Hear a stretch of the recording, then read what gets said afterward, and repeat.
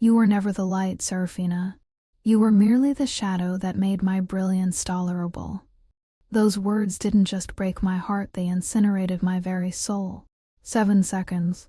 That was all it took for my world to collapse. 7 seconds of absolute silence in the grand cathedral of Ethelgard as Prince Cassius, the man I had bled for, fought for, and loved for a decade, held my hand not to kiss it, but to crush the magic right out of my marrow.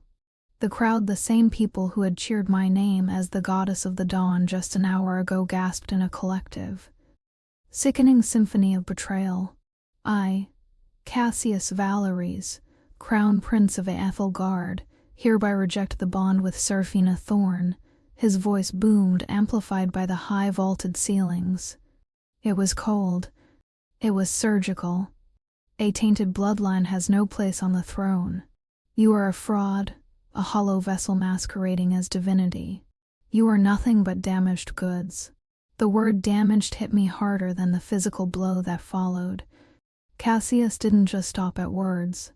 He raised his gauntleted hand, glowing with the very solar flame I had helped him master, and plunged it into my chest. Not to kill me, that would have been a mercy. He reached for the core of my power, the shimmering essence of light that defined my existence, and ripped it out. The agony was a white-hot scream that died in my throat. I fell to the cold marble floor, my vision splintering into 1,000 jagged pieces. Through the haze of pain I saw her, Lady Alara. She was everything I was, pure-blooded, delicate, and wearing a smile that was sharper than any blade. Cassius stepped over my shivering form, reaching for her hand with the same tenderness he had promised me only last night. "Claim your true queen," someone shouted from the pews. And they did. That was 3 hours ago. Now I am dying. The rejection of a soul bond is a slow poison. It's not just the heart that stops, the body begins to consume itself, desperate for the connection that was violently severed. I dragged myself through the mud of the outer slums, my silk gown tattered and soaked in my own copper-tasting blood. Every breath felt like inhaling broken glass. The healers in the capital had turned their backs, the priests had spit on my shadow. But I wasn't ready to fade into a footnote in Cassius's history. If the light had abandoned me, then I would seek the dark. If the heavens wanted me to kneel in the dirt, I would dig until I found the gates of hell. I reached the edge of the frozen abyss, the jagged scar in the earth where the sun never reached. This was the prison of the forbidden king, Silas the Devourer. They said he was a monster. They said he had teeth made of midnight and a heart of obsidian. I stood at the precipice, coughing up a fresh spray of blood that stained the snow like a macabre painting. My wolf, the spirit of my inner power, was a whimpering, dying thing in the back of my mind. "Silas," I screamed into the void, my voice cracking. "I don't offer you my prayer. I offer you my vengeance. Take my blood, take what's left of this broken life, and let me see them burn." I didn't wait for an answer. I jumped. The fall felt like an eternity of silence. Gravity was a cruel lover, tugging at my broken ribcage until my lungs finally collapsed into the dark. I expected the bone-shattering impact of rock. I expected the cold embrace of a grave. Instead, I hit something that felt like living shadow. The air in the abyss was cold, it was thick, smelling of ancient ozone, scorched earth, and something dangerously masculine, the scent of rain on hot pavement, mixed with crushed cedar. A bird with clipped wings, a voice vibrated through the floor beneath me. It wasn't a human voice. It was a tectonic shift, a low-frequency growl that rattled the very marrow of my shattered spine. "And she smells of solar flame." How offensive. I tried to push myself up, my palms slipping on smooth black obsidian. My vision was a blurred mess of gray and violet. Ahead of me, a pair of eyes ignited. They weren't eyes, they were twin dying suns, glowing with a predatory, molten amethyst light. Silas the Devourer, the forbidden king of the Midnight Realm. He wasn't the mindless beast the priests described in their frightened Sunday sermons. He sat upon a throne of jagged dragon glass, his massive frame draped in shadows that seemed to breathe. Heavy, glowing manacles forged from the soul iron of 1,000 martyrs bound his wrists to the stone, the chains humming with a spersievous golden light. "I am Seraphina," I coughed, the copper tang of blood flooding my mouth again. "I know who you are, Seraphina Thorn," Silas murmured. He leaned forward, the movement causing the massive chains to shriek in protest. His face was a masterpiece of lethal beauty, features carved from the darkest nightmares, skin the color of twilight, and a mouth that looked like it had never known a kind word. "I watched your little coronation, or rather the comedy of your execution. Tell me, does the prince's brand still burn? I can smell your flesh cooking from here." The mention of Cassius was a hot needle in my brain. I clutched my chest where the invisible threads of the mate bond were fraying into nothing. The rejection was eating me. I was a hollowed-out star, collapsing inward. "He took everything," I whispered, my voice a jagged shard. "My light, my crown, my honor." He called me damaged goods. Silas laughed. It was a dark, melodic sound that sent a shiver of pure electricity down my arms. He rose, the chains straining until the obsidian floor cracked beneath his feet. Despite the bindings, he moved with the lethal grace of a panther. Damaged? No. He was suddenly there, looming over me, a god of ruin. He knelt, his presence so overwhelming that my wolf, what was left of her, actually tried to howl in submission. "He didn't just reject you, little bird. He used you as a battery for 10 years to fuel his own ascension, and when your core began to crystallize, he discarded the shell so he wouldn't have to witness the explosion." My heart stuttered. "What?" "The solar flame he carries. Half of it is yours. Stolen. Grafted into his soul like a parasite." Silas leaned in, his nose brushing the pulse point on my neck. His breath was warm, smelling of dark magic and old secrets. "And now here you are, offering your dying embers to the very monster he fears most." "Mark me," I blurted out, the words born of pure, unadulterated spite. "If I am to burn, I want to be the fire that consumes Aethelgard. Mark me, Silas. Make me your weapon. I will give you my soul, my blood. Anything, just give me the power to make him regret the day he was born." Silas's amethyst eyes darkened until they were almost black. He reached out, his long, scarred fingers wrapping around my throat, not to choke, but to possess. His thumb traced the jagged scar where Cassius had ripped out my magic. "You want revenge?" he whispered, his lips inches from mine. "Revenge is a heavy crown, Seraphina. It will turn your heart to stone and your blood to ink. You will never be a lady again. You will be a queen of ash. I've already been a saint, and it got me a grave." I spat, meeting his gaze with every ounce of fury I had left. "Let me be a demon." Silas's smile was a promise of total devastation. He leaned down, his teeth sharp, lethal, grazing the tender skin of my collarbone. 3 days, he murmured against my skin, his touch sending a terrifying jolt of pleasure through the pain. 3 days to see if your spirit is as strong as your tongue. If you survive the darkness I pour into you, I will not only mark you. I will give you a howl that will bring the heavens crashing down on your prince's head." He struck. His fangs didn't just pierce my skin, they pierced my reality. A torrent of cold, black power flooded my veins, clashing with the dying solar light in a cataclysmic battle. I threw my head back, my silent scream finally finding a voice, a raw, guttural roar that echoed through the abyss, shattering the obsidian pillars around us. Inside me, the wolf didn't just wake up. She turned black. The darkness didn't just fill my veins, it rewrote my DNA. For 72 hours, I was a storm trapped in a glass jar. Silas had dropped me into the pool of veils, a subterranean lake of liquefied shadow that sat at the very heart of the abyss. It wasn't water. It was the concentrated essence of every nightmare the world had ever forgotten.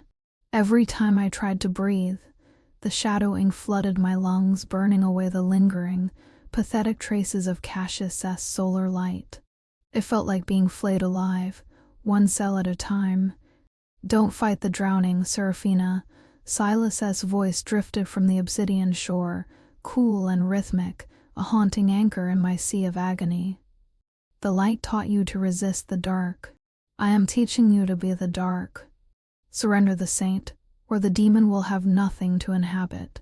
I clawed at the surface, my fingernails tearing against the viscous liquid. My vision was a kaleidoscope of violet fire and black static. Through the haze I saw him. Silas sat on the edge of the pool, one leg hooked over the other, watching my struggle with the detached fascination of a scientist observing a dying star. But then, the mate bond rejection spiked. Miles above, in the gilded halls of Aethelgard, Cassius must have been touching her. Ilara? I felt the phantom sensation of his fingers that had once traced my jaw and outracing hers. A wave of nauseating, secondhand pleasure washed through the bond, followed by a searing pain in my chest that felt like a hot iron being twisted in my heart. I let out a strangled, wet sob sinking beneath the black surface. "I can't. It hurts too much." Suddenly a hand massive, scarred, and radiating a heat that put the sun to shame dived into the shadows and hauled me upward by the hair. Silas didn't pull me to the shore. He dragged my shivering, naked body against his chest right there in the shallows. The contrast was a shock to my system, the freezing liquid of the pool and the furnace-like intensity of his skin. "Look at me," he commanded, his thumb hooking under my chin and forcing my head back. My eyes snapped open. They weren't blue anymore. I could feel the iris bleeding into a deep, bruised amethyst mirroring his own. "He is kissing her right now, isn't he?" Silas whispered, his face inches from mine. His storm cloud eyes were predatory, reading the flickering agony in my expression. "You can feel his satisfaction. You can feel the ghost of his mark fading from your skin while he prepares to brand another." "Stop," I gasped, clutching at his forearms. His muscles were like braided steel beneath my touch. "Make it stop. There is only one way to silence the ghost of a traitor," Silas growled. He brought his wrist to his mouth and bit down. The sound of tearing flesh was sharp in the silent cavern. He pressed the wound to my lips. "Drink. Take the blood of the king you were taught to fear. Sever the thread yourself." I didn't hesitate. I was a starving creature, and he was a feast of forbidden power. His blood tasted of iron, ancient smoke, and starlight. The moment it hit my tongue, the phantom connection to Cassius didn't just fade, it was vaporized. A wall of black flame erupted in my mind, incinerating the golden threads of the old bond until there was nothing left but ash. I arched my back, a guttural sound ripping from my throat. "That's it," Silas murmured, his hand sliding down to the small of my back, holding me steady as the power surged through me. "Kill the girl. Let the queen rise." Inside me, the wolf finally stopped whimpering. She stood up. She grew. Her fur, once the color of a summer dawn, turned the shade of a moonless midnight, tipped with silver frost. She threw her head back in the mental landscape and let out a roar that wasn't a cry for help, it was a declaration of war. I pushed away from Silas, standing on my own 2 feet in the dark water. I felt balanced, heavy with a power that didn't ask for permission. I walked out of the pool, the shadow liquid sliding off my skin like silk. I didn't feel the cold anymore. I reached for the air, and instead of the faint, flickering sparks of the solar flame, a wreath of violet-black fire ignited around my crown. The dark corona, Silas observed, rising to his full, intimidating height. He looked at me not as a victim, but as a masterpiece, the rarest manifestation of the void. "You didn't just survive, Seraphina. You conquered." "What is the date?" I asked, my voice vibrating with a new, dangerous resonance. "The new moon," Silas replied, a dark smirk tugging at his lips. "The night of the solar wedding. Your prince is standing at the altar as we speak, waiting to be crowned High King alongside his pure-blooded bride." I closed my eyes, feeling the vibration of the earth. I could hear the distant bells of the capital, miles above. They sounded like a funeral toll. I looked at Silas. I looked at the manacles still binding his wrist chains that I now realized were made of the same solar light that had once been mine. "You gave me your blood," I said, walking toward him.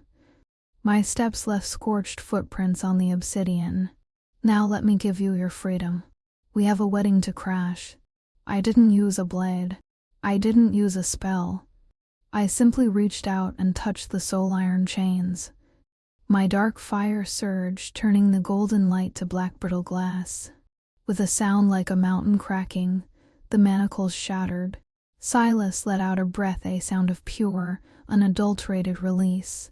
He stretched his massive wings, shadows unfurling like tattered silk that filled the entire cavern. He looked down at me, his amethyst eyes burning with a hunger that had nothing to do with blood. "The world is going to scream when they see what we've become, little bird." "Let them," I replied, my wolf howling for the first time, a sound so loud it caused the ceiling of the abyss to crack, letting in the first jagged streak of moonlight. "I want them to hear me coming." Surface world smelled of lies and expensive jasmine. We emerged from the mouth of the abyss not as fugitives, but as a storm front. The night air of the capital was warm, thick with the scent of celebration. Fireworks, the golden, sputtering kind that Cassius loved because they reminded everyone of his stolen solar flame, streaked across the sky, painting the clouds in shades of arrogant amber. "They are celebrating a funeral," Silas murmured, standing beside me in the shadows of the whispering woods. He had shifted his form slightly, his massive wings tucked into a cloak of living darkness, though he still stood a head taller than any mortal man. "Your funeral, Seraphina, and their own." I didn't look at the fireworks. I looked at my hands. They were steady. The black-violet fire of the dark corona hummed beneath my skin, a silent, hungry beast.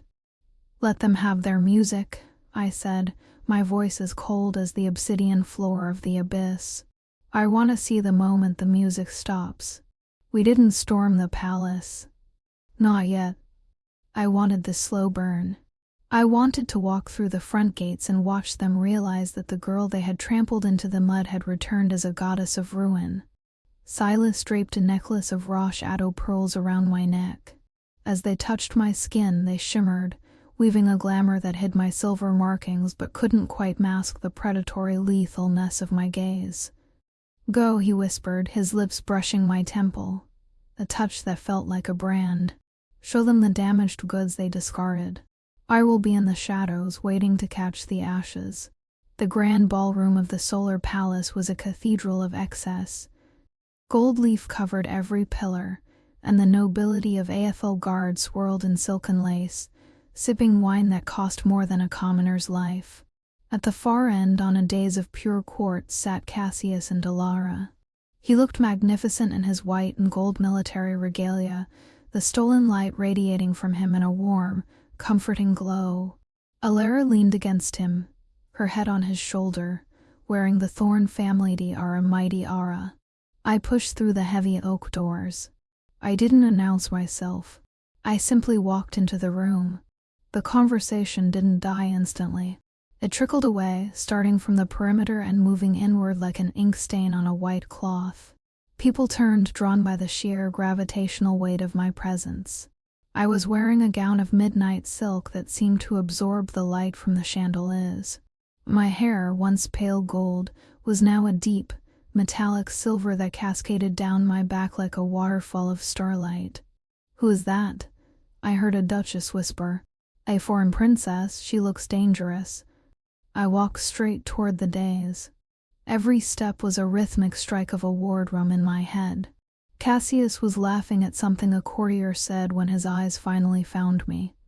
The laughter didn't just stop, it choked in his throat. He stood up, his hand reflexively going to the hilt of his sword. "Seraphina?"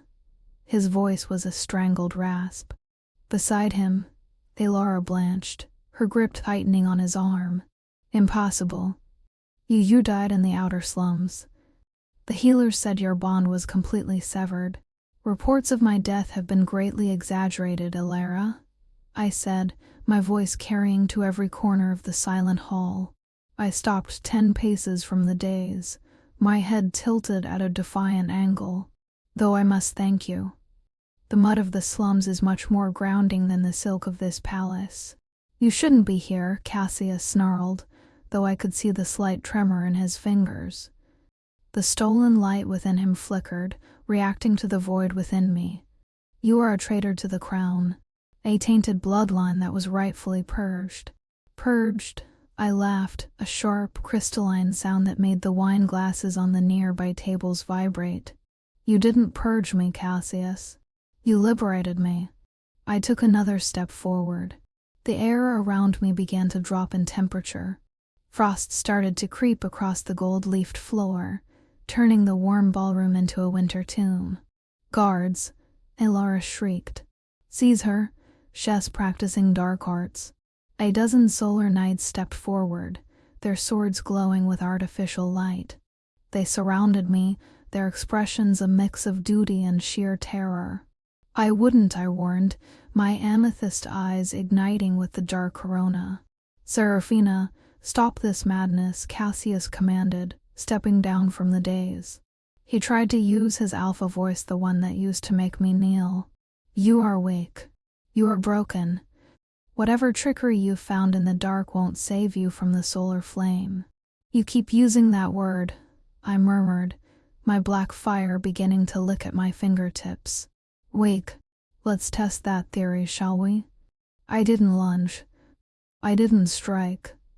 I simply opened my soul. The dark corona erupted from me in a silent, violent shockwave. It didn't burn, it consumed. Every candle, every chandelier, every magical lightstone in the room was snuffed out in a heartbeat. The grand ballroom was plunged into a darkness so absolute that people began to scream in primal panic. But I wasn't dark. I stood in the center of the void, glowing with a terrifying violet-black radiance. The silver markings on my skin flared through the midnight silk, pulsing with the rhythm of my black wolf's heart. I moved toward Cassius through the dark. He stumbled back, his hands glowing with a pathetic, sputtering gold light that couldn't even illuminate his own feet. Where is your son now, Prince? I whispered, my voice echoing from the walls as if 1,000 wolves were speaking at once. I reached out and grabbed his throat. The stolen light within him screamed in protest, but my darkness was a predator that had finally found its prey. I felt the familiar heat of my own stolen magic inside him, and for the first time I pushed back. Cassius fell to his knees, his eyes wide with a realization that came too late. He looked at the girl he had called damaged goods, and for the first time in his life, he saw the face of the woman who was going to end him. From the shadows behind the dais, a pair of amethyst eyes ignited. Silas was watching. The wedding isn't until tomorrow, Cassius, I said, leaning down so only he could hear me. But I think your reign just ended tonight. I released him, and as the darkness began to recede, leaving a room full of weeping, terrified nobles, I turned my back on the throne. See you at the altar, I said. And then I vanished into the night, leaving the taste of ash in the prince's mouth. The bells of Aethelgard didn't ring for a wedding, they tolled for a funeral. The sun god's cathedral was a masterpiece of arrogance, a sprawling fortress of white marble and stained glass designed to capture every stray beam of sunlight and concentrated upon the altar. Today, it was packed with the elite of the empire, their faces tight with a fragile veneer of celebration that couldn't quite mask the scent of sweat and fear. Last night's incident had been officially dismissed by the royal council as a manifestation of chaotic residue, a trick of the mind played by a vengeful ghost. But as Cassius stood at the altar, his hands were trembling beneath his silk gloves. I watched him from the shadows of the high rafters, crouched like a gargoyle of obsidian and silver. Beside me, the air shimmered, and Silas leaned against a marble pillar, his presence a silent, suffocating weight. He looks pale, Silas remarked, his voice a low vibration that only I could hear. A king who fears his own shadow is already halfway to the guillotine. He doesn't fear his shadow, Silas, I whispered, watching Alara glide down the aisle in a dress made of literal gold thread. He fears the truth that lives inside it. The high priest raised his golden staff, his voice booming through the hallowed space. We gather today to witness the union of light and purity, to see the solar flame pass to a new generation, untainted and divine. The word untainted was the final spark in my powder keg. As Cassius reached for the crown, the thorn crown, my birthright, I didn't wait for the cue. I let out a whistle, a sharp, piercing sound that cut through the choirs, chanting like a razor. Crash. The massive rose window at the front of the cathedral exploded inward in a rain of crystalline fire. But it wasn't a bird that flew through the debris. It was a wolf the size of a warhorse, made of churning, violet-black smoke and solidified rage. I sat upon the wolf's back, my silver hair whipping behind me like a comet's tail. We landed on the altar with a bone-jarring thud shattering the sacred marble floor. The screaming began instantly. The damaged goods has returned for her crown. Cassius, I said, my voice amplified by the void echoing with a haunting, metallic resonance. Guard the king, the high priest shrieked, but as the solar knights rushed forward, a shadow far greater than mine eclipsed the sun. Above the cathedral, the sky turned the color of a bruised lung. A massive, leathery wing swept across the roof, and the sound of scales scraping against stone made the bravest men drop their swords. Silas wasn't hiding anymore. The forbidden king was circling the spire, a living nightmare carved from the dark. "Stay back," Cassius roared, his face contorted in a mask of desperation. He grabbed Alara, using her almost as a shield. "She is a demon. She has sold her soul to the abyss." "I didn't sell it, Cassius," I said, sliding off the shadow wolf's back. I walked toward him, each step leaving a charred, glowing footprint on the white altar cloth. "I simply reclaimed the part you tried to kill. Tell them, Prince. Tell them why you needed my magic for 10 years. Tell them what happens to a solar king when his battery runs dry." "Silence," he screamed, thrusting his hand forward. A bolt of golden fire shot toward me, the magic he had stolen from my chest. I didn't dodge. I didn't blink.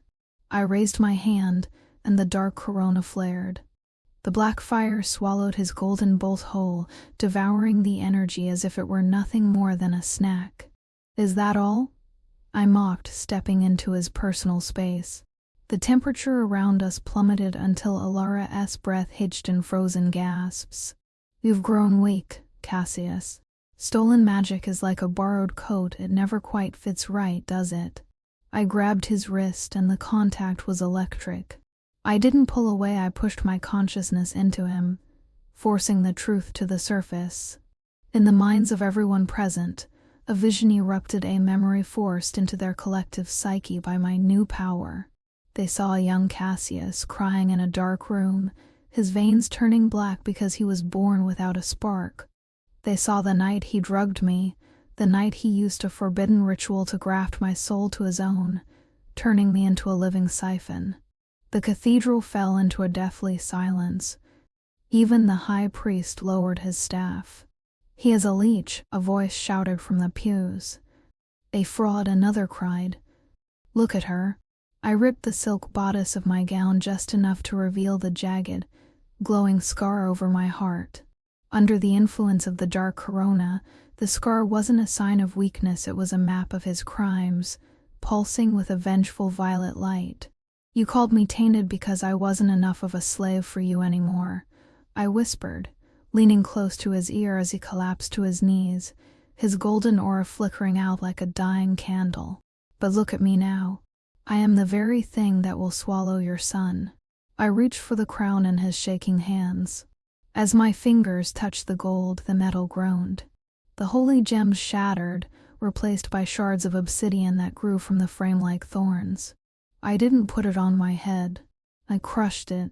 "I don't want your crown," I said, letting the gold dust fall onto his bowed head. "I want your ruin. From the rafters, Silas dropped down, landing beside me with a sound like a thunderclap. He didn't look like a man, he looked like the end of the world. He placed a heavy, possessive hand on my shoulder, his amethyst eyes scanning the terrified crowd. "The light has failed you," Silas's voice boomed, vibrating in the chests of every person in the room. "The abyss is here to collect the debt." He looked at me, a dark, wicked pride in his gaze. "Shall we burn the rest of it down, my queen?" I looked at Cassius, who was sobbing in the dirt of his own altar, and then at the empire that had cheered for my execution. "No," I said, a cruel smile touching my lips. "Burning is too fast. I want them to live in the dark and remember my name every time they try to find the sun." I turned to the crowd, my shadow wolf letting out a howl that shattered every remaining window in the cathedral. "The age of dawn is over," I declared. "The eclipse has begun." The silence that followed the fall of the sun god's cathedral was heavier than any scream. Aethelgard was a city of ghosts now. The golden banners that once snapped in the wind were charred rags. And the citizens spoke in hushed tones, their eyes darting to the sky every time a cloud blocked the sun, fearing the leathery sweep of Silas's wings. We didn't take the gilded palace. It smelled too much of Cassius's desperation and Alara's glowing perfume. Instead, we retreated to the citadel of Blackrock, a fortress of basalt and iron that sat on the jagged northern cliffs, overlooking the very abyss where I had found my salvation. I sat on a throne of cold iron, my fingers tracing the silver markings on my throat. They were pulsing with a soft, rhythmic mythist light. "You look like a queen who has conquered the world, only to realize it's made of sand," Silas's voice echoed from the shadows of the high rafters. He dropped down, landing with the silent lethalness of a predator.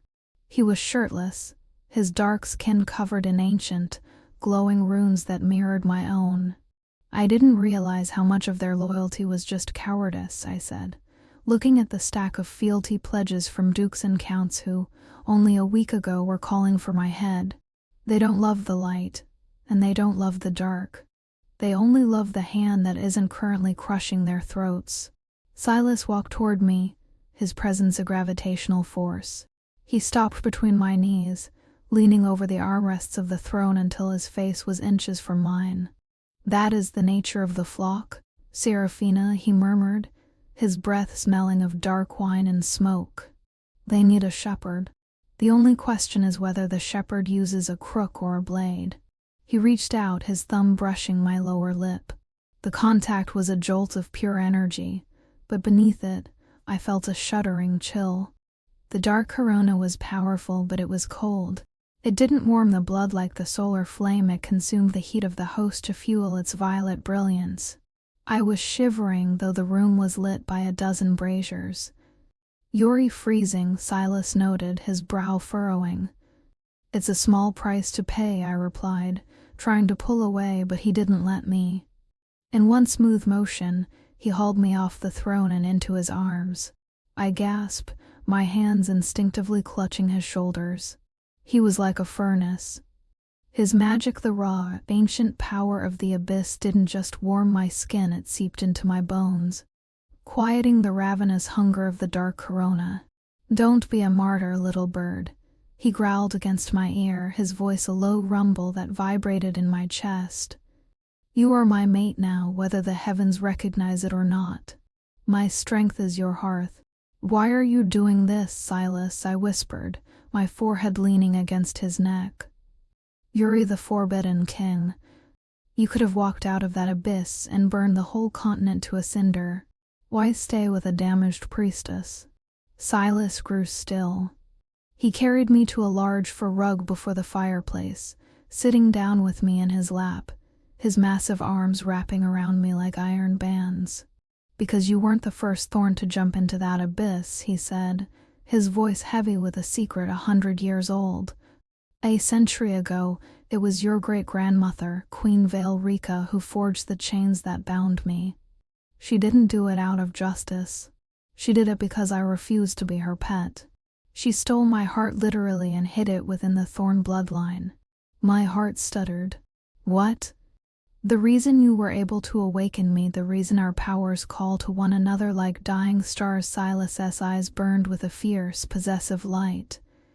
It's because for 100 years, my heart has been beating inside your ancestors. When Cassius ripped out your solar flame, he accidentally broke the seal. He thought he was destroying you, but he was actually returning my heart to me through the only person I've ever seen as an equal.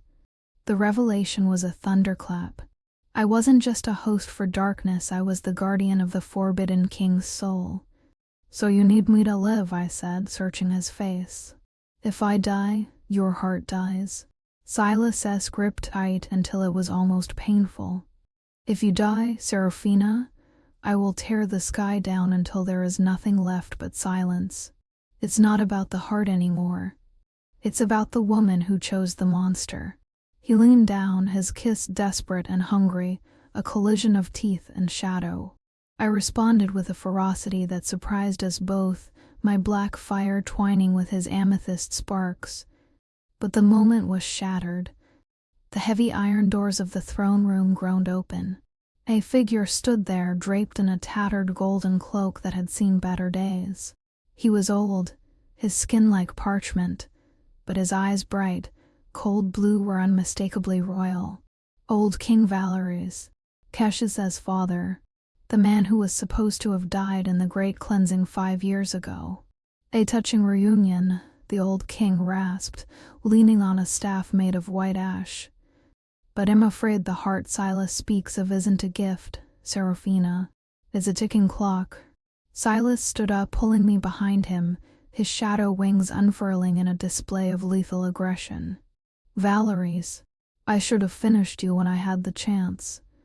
Perhaps, the old king smiled, a toothless grimace. But then you wouldn't know the truth. The Thorn bloodline doesn't just hold your heart, Silas. It consumes it. Every time Seraphina uses that dark corona, she isn't using her magic. She's burning through your life force. By the time she takes her revenge on my son, she will have hollowed you out until you're nothing but a shell. I looked at Silas, my heart racing. He didn't look back. He didn't deny it. Is it true? I whispered. Silas didn't answer. He kept his eyes on the king, his jaw clenched so tight I thought it might shatter. The choice is yours, little bird, the old king chuckled. Save the king and remain a slave to your own weakness, or consume him and become the god queen of a world in ashes. Either way, my son's blood will be the least of your worries. The tension in the room was so thick it felt like physical weight. I looked at the man who had saved me, then at the power burning in my veins. The game hadn't ended at the cathedral. It had only just begun. The cold within me wasn't just a physical chill anymore, it was a moral frost. Every time I breathed, I felt the rhythmic thrum of Silas's heart in the back of my mind. It was a deep, resonating bass-drum that had beaten for eons. And now, according to the old king, I was the silence that was coming for it. I stood on the balcony of Black Rock, watching the amethyst aurorus dance over the abyss. My hands were shoved deep into the pockets of my cloak, hidden so Silas couldn't see the way the dark corona was leaking from my fingertips in wisps of violet smoke. I was hungry. Not for food, but for him. You're thinking too loud again, a voice rumbled behind me. I didn't turn. I couldn't. Silas's presence was a predatory heat that usually brought me comfort, but now it felt like an indictment. Go away, Silas, I whispered, my voice cracking like thin ice. No, he was there, a mountain of shadow and muscle, caging me against the stone railing. He didn't touch me, but the air between us crackled with the static of our combined magic. Valery's is a snake, Seraphina. He planted a seed of doubt in your head because he knew it was the only weapon that could stop you, Silas murmured, his head dipping low, his lips grazing the shell of my ear. Is he lying? I snapped, finally spinning around to face him. My amethyst eyes were wild, flickering with the black fire I was trying so hard to suppress. Tell me he's lying, Silas. Tell me that every time I strike down a solar night, am not tearing a piece of your soul away." Silas looked down at me, his expression unreadable. He reached out, grabbing my wrists with a grip that was both possessive and desperate. "It doesn't matter," he said, his voice a low, dangerous growl. "It matters to me," I screamed, struggling against him. "I spent 10 years being a parasite for Cassius. I won't be one for you. I won't hollow you out until you're nothing but a memory in a history book." "You are not a parasite," Silas roared, the force of his voice causing the stone balcony to shudder. He slammed my back against the pillar, his face inches from mine, his eyes burning with a violent, terrifying purple light.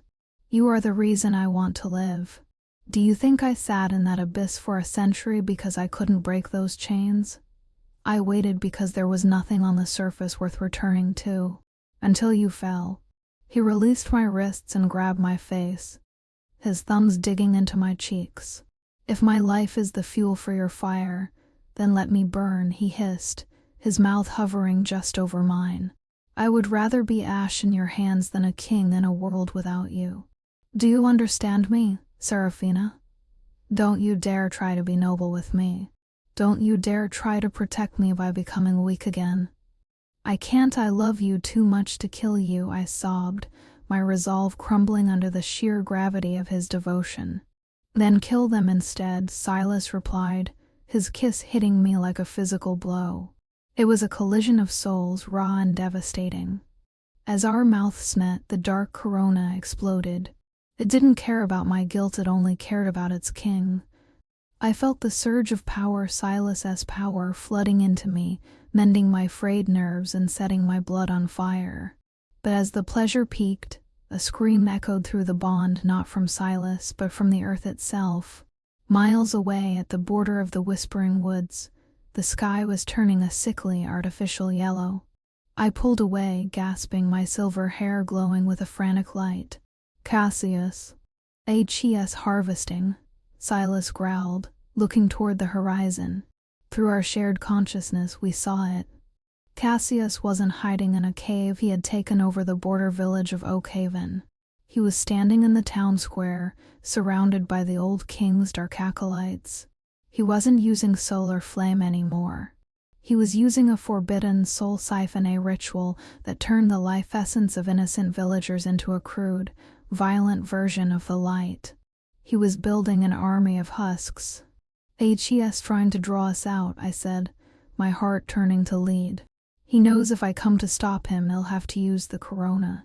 He knows they'll be killing you to save them." "A clever trap," Silas noted, his wings unfurling with a sound like a thunderclap. The shadows around him began to solidify into armor. But he forgot one thing. "What?" I asked, looking up at him. Silas reached into his own chest, his hand disappearing into a cloud of amethyst mist. He pulled out a jagged shard of obsidian, a fragment of his original heart that had never been stolen. He pressed it into my palm, the stone sinking into my skin until it rested right over my own heart. He forgot that a king doesn't just provide the fuel. Silas smiled, a dark, lethal expression that made my wolf howl with pride. He provides the spark. Go to Oakhaven, Seraphina. Show him that a queen of ash doesn't need to ask for permission to end a world. And you? I asked, fear clawing at my throat. He'll be the one holding the sky so it doesn't fall while you work, Silas replied, his eyes softening for only a heartbeat. Go be the nightmare he deserves. I didn't need a horse. I didn't need a carriage. I shifted my dread as I leapt from the balcony, my massive silver-black wolf form tearing through the clouds. Below me, Silas let out a roar that shook the foundations of the empire, a sound of absolute, unconditional support. I reached Oakhaven in an hour. The village was a graveyard of the living. People wandered the streets with hollow eyes, their souls being dragged toward the center of town where Cassius stood, looking more like a demon than Silas ever had. He looked up as I landed, a sickeningly familiar smirk on his face. There she is, Cassius called out, his voice distorted by the stolen souls he had consumed. The woman who would rather kill her lover than save these people. Tell me, Seraphina, how much of the Forbidden King is left after that little run from the palace? I stood in the center of the road, my fur bristling with violet electricity. I didn't shift back to human. I didn't need to. My wolf's voice echoed in his mind, cold and final.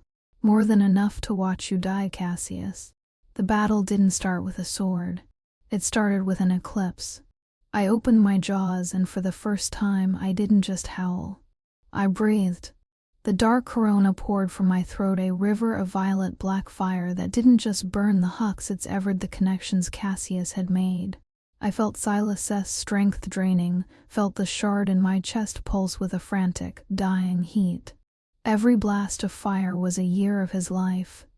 Every shield I raised was a piece of his soul. I was killing the man I loved to stop the man I hated.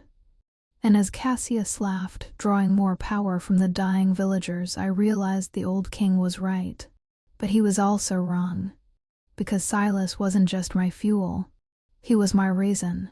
I let out a roar that shattered the windows of every house in Oak Haven, my eyes turning a blinding, incandescent violet. If I have to burn him to ash to end you, I projected, the ground cracking beneath my paws, then I will make sure the ash is beautiful enough to choke you to death. The final collision began. The air in Oak Haven didn't just burn, it disintegrates. The sky above the border village was a chaotic canvas of bruised purple electricity and the sickly, artificial gold of Cassius's siphon light. I was no longer a woman. I was a storm of silver-black fur and blinding violet rage, my massive wolf jaws tearing through the husks that Cassius summoned. But with every roar, with every blast of the dark corona that erupted from my throat, a phantom thread tightened around my heart. Thump. A year of his life. Thump, thump. A decade of his soul. I could feel him. Miles away in Blackrock, Silas was wasting away. His vibrant tectonic heartbeat was fading into a frantic, papery tremor. It wasn't just a physical toll, it was a soul-flaying agony that echoed through our bond, a high-pitched scream of a star being swallowed by a black hole. "You're killing him, Saraphina." Cassius laughed, his voice a choir of distorted, stolen souls. He stood on the roof of the town's burning chapel, looking like a demonic god in his crown of false light. "With every swipe of your claws, you're driving a dagger into your forbidden king's chest. How does it feel to be a parasite for the monster you love?" I didn't answer. I couldn't. My wolf's mind was a single, devastating thought: end him. I lunged, a comet of midnight and shadow. I hit Cassius with bone-crushing force, sending us tumbling through the chapel's roof and into the sanctuary below. We crashed into the altar, scattering sacred icons and ancient relics. We shifted mid-tumble, our human forms bruised and bleeding on the cold marble floor. Cassius was fast. Stolen magic was a drug that gave him terrifying speed. He grabbed me by the throat, hoisting me off the ground, his eyes burning with a violent, unstable golden light. "Valeri cast, descendant, a traitor to the light, a monster lover," he spat, his fingers digging into my windpipe, his nails drawing blood. "You thought you could crash my wedding, Seraphina. You thought you could make me regret the day I rejected you. But look at you now. You're dying. And the king is dying. And all these pathetic people you tried to save, they're already gone." Through the shattered stained glass windows, I saw the villagers of Oak Haven. They weren't fighting anymore. They were walking towards us with hollow eyes, their life force being siphoned away by Cassius's ritual. They were husks, their souls fueling the man who was strangling me. "No, this is too much. I can't win." A wave of crushing despair washed through me, threatening to extinguish the dark corona. The shard in my chest, the fragment of Silas's heart, went cold. And then a thought echoed through the bond. It wasn't a word. It was a memory. I saw a young Silas a century ago, jumping into the abyss, not because he was forced, but because he was lonely. I saw the night I fell into his pool of veils, and the moment he realized I was Valeri Cast's child. I felt the surge of his protective love, the same love that had made him tell me on the balcony, if my life is the fuel for your fire, then let me burn. He wasn't a parasite. He was a partner. And a partner doesn't just let you burn. They burn with you. Silas's mental voice roared through the bond, shifting from the tremor of a dying man to the rumble of a volcano. They called us forbidden, Seraphina. They called us damaged. They called our love a symphony of ruin. Let them hear the final movement. Miles away, at Blackrock's Citadel, Silas let out a howl that wasn't a cry of pain. It was a declaration of total surrender. I felt him. I felt the moment he let go. He didn't just provide the fuel, he became the spark. He ignited his own core, his own forbidden soul, and poured every last drop of his eon-souled magic into the bond. It wasn't a transition. It was an explosion. My heart stuttered, then stopped. Not in death, but in metamorphosis. The dark corona, the limited, violet fire I had been using, was consumed. In its place, a new kind of power awakened, a power that didn't ask for permission, didn't need fuel, didn't burn. It simply unmade. The Voidfire. The forbidden power of the abyss, now complete and unstable within a mortal frame. My eyes didn't ignite, they became pure, incandescent amethyst, like a nebula collapsing inward. The silver markings on my skin flared until they were blinding, consuming the rags of my midnight silk gown. Cassius gasped, recoiling as if I had suddenly turned into a literal black hole. What have you done?" he whispered, his golden aura sputtering and dying in the cold light of my transformation. I stood up, my body humming with a force that made the chapel floor crack beneath my feet. I didn't reach for him with hands or claws. I reached with my soul. I didn't lunge. I walked. Every step was a seismic shift. Cassius tried to flee, tried to summon his husks, tried to fire one last pathetic bolt of stolen solar flame. I didn't even raise my hand to defend myself. The golden bolt hit me and simply vanished, swallowed by the insatiable void surrounding my body. "For the chains you forged," I said, my voice a requiem of 1,000 wolves, vibrating with a divine, terrifying authority. "For the heart you stole," I took another step. "For the woman you rejected." Cassius was on his knees now, his eyes wide with a realization that came a century too late. He looked at the girl he had called damaged goods, and for the first time, he saw the face of the God Queen who was going to erase him. I didn't use a spell. I simply touched his forehead with a single finger. The void fire surged. Cassius didn't scream. He didn't burn. There was no smoke, no ash. He simply ceased to exist. His body, his crown, his false light, all of it was vaporized in a single, silent shockwave of amethyst energy. The stolen souls he had consumed were liberated, rising toward the darkened sky in a silent choir of gratitude. But I didn't look at his arasur. I looked at my hands. They were steady. The black wolf inside me was howling, not in victory but in devastating realization. I was powerful. I was complete. I had won. And I was completely, absolutely alone. The shard in my chest was gone. The rhythmic bass of Silas's heart in the back of my mind had gone silent. He had kept his promise. He had held the sky so I could work. And in doing so, he had become the ash I had promised Cassius would choke on. I fell to my knees in the dust of the chapel, the magnificent, devastating power of the void fire humming like a requiem in my veins. "Silas," I whispered, my voice a jagged shard that died in the empty air. The world didn't end with a bang, it ended with a whisper of falling ash. I stood in the center of the ruined chapel, the void fire hum in my veins slowly receding into a heavy, aching silence. The villagers of Oakhaven, those who had survived the siphoning, watched me from a distance. They didn't cheer for their savior. They knelt in the dirt, their eyes wide with a terror that I understood all too well. I wasn't their goddess of dawn anymore. I was the eclipse they would tell stories about to keep their children from wandering into the dark. "Seraphina," a voice called out, weak and trembling. I turned. Lilani stood at the edge of the debris, her face pale, her eyes searching mine for a flicker of the sister she used to know. She gone, isn't he? She whispered, looking at the empty space beside me where Silas should have been. I didn't answer. I couldn't find the words in a language that felt too small for the grief I was carrying. I felt like a hollowed-out mountain, grand and imposing on the outside, but filled with nothing but cold, stagnant air. He is not gone, my wolf growled in the back of my mind, her voice a low, vibrating snarl of defiance. He is us. We are him.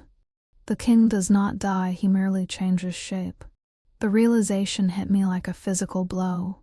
Silas hadn't just given me his magic, he had poured his very essence into the bond. If the Voidfire was alive within me, then the spark of Silas, the raw, unyielding consciousness of the forbidden king, was still there, buried beneath the layers of power and pain. I didn't stay to lead the reconstruction. I didn't stay to hear the pleas of the council. I shifted into my massive silver-black form and ran. I ran until the air grew thin and the scent of ozone and ancient earth returned. I ran until I reached the edge of the abyss, the jagged scar where my life had truly begun. The black rock citadel was silent. The guards bowed their heads as I passed, sensing the devastating gravity of the queen who walked among them. I went straight to the throne room, to the fur rug where he had once held me and promised that I was his equal. You told me to be a demon, Silas, I whispered to the empty room, my voice echoing off the basalt pillars. You told me to burn the world down if I had to, but you forgot to tell me how to breathe in the smoke without you. I looked at my hands. The silver markings were no longer just glowing, they were bleeding a faint amethyst light. The Voidfire was unstable. Without Silas to balance the dark, the power would eventually consume me, turning me into a literal black hole that would swallow a Ethelgard whole. A ticking clock, I recalled the old king's words. Well, if the clock was ticking, I was going to use every second to rewrite the ending. I walked to the pool of veils. The liquid shadow was still, reflecting a sky that was no longer gold but a deep, bruised violet. I didn't hesitate. I stepped into the water, the coldness a familiar embrace. I dived. Deep within the liquid shadow, where the pressure was enough to crush a mortal's lungs, I opened my soul. I didn't call for the corona. I didn't call for the Voidfire. I called for him. Silas, I projected, the mental scream shattering the silence of the deep. I am the vessel. I am the hearth, come back to the fire you started. For a long time there was nothing but the crushing weight of the dark. And then, a flicker. A tiny, jagged spark of amethyst light at the very bottom of the pool. It was a shard of a shattered soul, memory of a growl, the scent of rain on hot pavement, the feeling of scarred fingers against my jaw. I reached for it, wrapping my own fading life for surround the spark. I felt the void fire within me scream in protest, trying to consume the last of Silas' essence to fuel its own hunger. No, I gasped, my lungs burning as I forced my own magic to bend. You will not take him. You will be him. I pulled the spark into my chest, right where the shard of obsidian had been. I didn't just embrace it, I grafted it to my own heart. I offered my blood, my years, my very breath to reconstruct the man who had sacrificed everything for me. The pool of veils erupted. A pillar of violet black light shot from the depths of the abyss, piercing the clouds and illuminating the continent for hundreds of miles. In the center of the maelstrom I felt a hand grab mine. Not a ghost. Not a memory. Solid. Heavy. Hot, we broke the surface together, gasping for air that tasted of rebirth. Silas was there. He looked different, his dark skin was now etched with silver runes that matched my own, and his amethyst eyes held a depth of ancient wisdom that was no longer burdened by the chains of the past. He was no longer the forbidden king of the abyss. He was the consort of the void. Yuri a fool. Sari a fool. Seraphina thorn, he gasped, his voice a low, familiar rumble as he hauled me onto the obsidian shore. You almost hollowed yourself out to find me. "I'm a queen," I replied, my breath hitching as I touched his face, tracing the familiar lines of his jaw. "And a queen always collects her debts. You owed me a lifetime, Silas." Silas laughed, a sound of pure, unadulterated joy that echoed through the abyss. He pulled me into a kiss that tasted of starlight and shadow, a collision of two souls that were no longer separate, but woven into a single unbreakable symphony. 6 months had passed since the eclipse of Aethelgard. The Empire was no longer a land of golden lies. Under the rule of the Void Queen, the very climate of the continent had shifted. The sun still rose, but its light was filtered through a permanent, shimmering violet haze, a gentle twilight that protected the earth from the scorching arrogance of the old solar regime. Blackrock's Citadel had become the new capital. It was a city of stone and starlight, where the discarded and the damaged found a home. The Thorn bloodline wasn't purged, it was evolved. I stood on the balcony of the great hall, wearing a crown made of raw obsidian and starlight. My hand rested on the slight swell of my belly, a child born of the void and the abyss. A bridge between two worlds. "The delegates from the southern Isles have arrived," Silas said, stepping out from the shadows. He wore a simple black tunic, his silver markings glowing softly in the twilight. He looked at my stomach, his expression one of fierce, protective reverence. "They brought gifts of moon silk and pearls. They want to know if the Queen is ready to negotiate the trade routes." "The Queen is busy," I murmured, leaning back against his chest. "Tell them to wait. The night is young." Silas wrapped his arms around me, his heat a constant, comforting hearth. The void fire within me was quiet, balanced by his presence. We weren't saints. We weren't heroes. We were the monsters that the world needed to keep the false gods away. Far to the south, the ruins of the sun god's cathedral had been turned into a monument, a reminder of the prince who had tried to steal a soul and ended up as ash. They said that on quiet nights, you could still hear the ghost of a golden howl, mourning a fate that was lost to pride. But I didn't listen to ghosts. I looked up at the sky where the amethyst auroras were beginning to dance. "Do you ever miss the light, Seraphina?" Silas asked, his chin resting on my shoulder. I looked at the man who had seen me when I was invisible, who had valued me when I was worthless, and who had burned his own soul to keep me warm. "No," I said, a clear, certain smile touching my lips. "The light only showed me what I was supposed to be. The dark showed me who I am." I lifted my muzzle to the violet moon and let out a howl-lot-roo, powerful sound of completion and triumph. Beside me, the king joined in. The symphony of ruin was over. The song of the void had just begun. This chronicle proves that a sovereign's true power and a genuine soul bond isn't forged in the hollow light of old cathedrals or the arrogant bloodlines of the past. It is defined by the purity of the void fire and the sheer magnitude of what a queen is willing to incinerate to protect a heart that was once lost in the abyss. Cassius and Delara clung to the dying embers of a stolen sun, but Seraphina possessed the shimmering violet darkness that finally burned away their lies. If you were captivated by this emotional odyssey of ancient shadow, forbidden heat, and all of that redefined an empire, please give this story a massive thumbs up. Your support is the fuel that keeps this channel's darkness burning and lets me know you crave more high-stakes, soul-shattering romances like the legend of the Eclipse Queen. Don't forget to hit that subscribe button and ring the notification bell. I have another heart-connecting supernatural romance coming next week involving a rejected, broken Omega and a ruthless, secret billionaire like an alpha who will stop at nothing to reclaim the mate he once cast aside. You absolutely do not want to miss it. It's going to be a wild ride from the very first breath. What was your favorite moment in today's epic tale? Was it the breathtaking moment Seraphina shattered the solar altar with a single touch, or the legendary sacrifice when she dived into the pool of veils to pull Silas back from the brink of extinction? Let me know in the comments below. I read every single one, and I love hearing your theories on the Voidfire bloodline. Until next time, stay fierce, stay wild, and I'll see you in the next chapter of the dark.